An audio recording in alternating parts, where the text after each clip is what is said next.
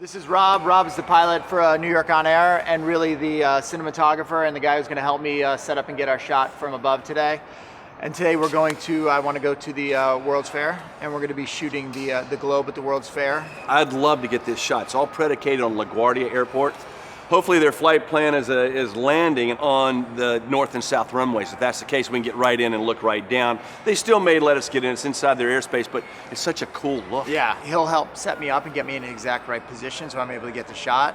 And usually it happens really fast. Like, it'll be that kind of thing. Like, he'll get me in that position and boom, one shot, I know I kind of got it. Let's go, and we're done. He knows what he wants. I know what he's trying to accomplish.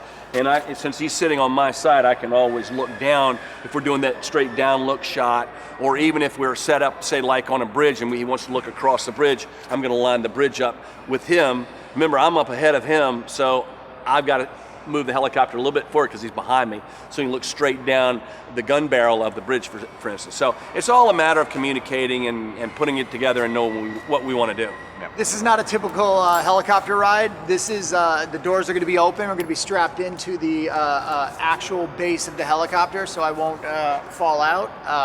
But the doors will be open, so there's no glare from the windows, and I'm able to hang out of the helicopter to actually capture and shoot the image.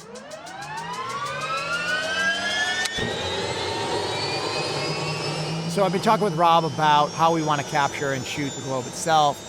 We should be up right around 1 o'clock, 1:30, where the shadows will just be falling off of the globe. Today I'm going to be shooting primarily on my iPhone. I'm super excited. I got the new iPhone 6 Plus. I got to make sure I don't drop it out of the helicopter because I don't have a proper harness for the phone, which is kind of a little bit scary, and the phone's brand new. And then I'm also going to shoot, since I'm up here, I'm going to shoot kind of back up on my Canon Mark III 5D. I feel most comfortable with an iPhone, so we'll see. It'll be interesting to look at the comparison to the images I get off the iPhone and then what I get kind of as backup on the Canon, so it'll be kind of fun.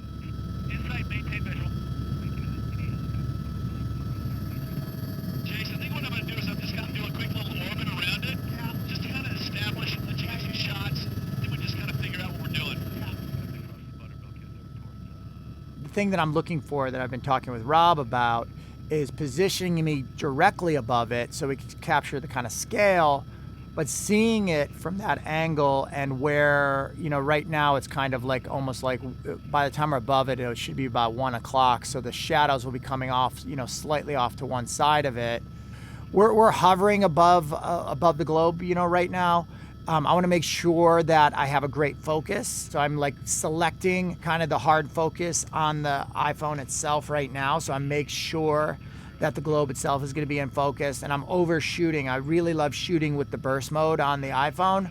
So then from there I can go in and make a select of the exact right image. So hopefully there's some people down there kind of moving around. I can get a person in the right position by shooting on the burst mode. I'll do a lot of scouting on the ground before I go up, so I know what the light's going to look like. So I really have the idea for the shot clearly in my head before we ever even get up. So I think the pre-planning is the most important thing. And, you know, I do that for anything. Like if I'm planning to shoot some trains from overhead from a bridge, I'll make sure that I think it through and have that image before I kind of walk away from what we're shooting. I think the biggest thing, you know, I've learned from aerial photography is trying to shoot while you're moving, but then also trying to capture something and find that angle that no one has kind of seen before. You know, I've done a lot of stuff where I've captured the Empire State Building, which has been photographed probably more than any other building in the world, but the angles that I've been able to capture at have been really refreshing, at least to me, to see that shot, especially from a guy on his iPhone hanging out of a helicopter. The point of me being up there is to really come away with an amazing image.